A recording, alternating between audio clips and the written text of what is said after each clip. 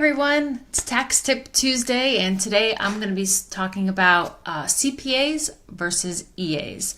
So most of you know what a CPA is, Certified Public Accountant, but some of you might not know what enrolled agents are, and I'm an enrolled agent. So I thought I'd kind of talk about both and the similarities and differences, just so you're more educated.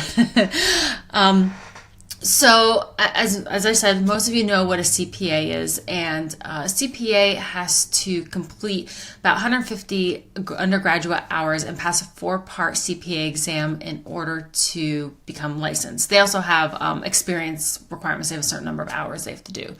And so with the EA, which is an enrolled agent, there is no education requirements, but they do have a 3-part exam that focuses solely on tax. So with the CPA, they focus on auditing and attestation, business law, financial accounting, and tax. So in a nutshell. And so CPAs tend to be more generalists, I like to call it. And then there's some CPAs who specialize in just tax or just auditing or financial statements.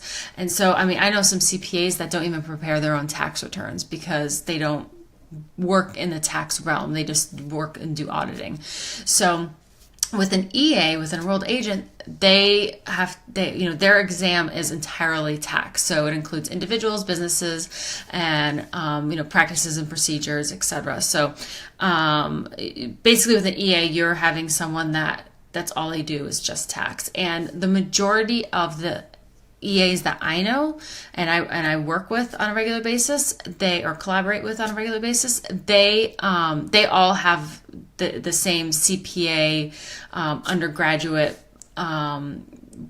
education basically, and hours that basically allows them to be CPA if they wanted to be. I'm in that boat. I have, I'm an undergrad in accounting and finance, double majored.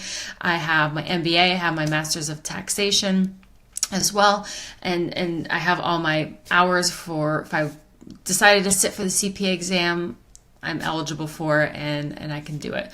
However, since I specialize in tax and I know that's the area I want to be in, that the CPA doesn't hold as much value for me, except for obviously marketing purposes. So, with enrolled agents, they are federally licensed, and CPAs are state licensed.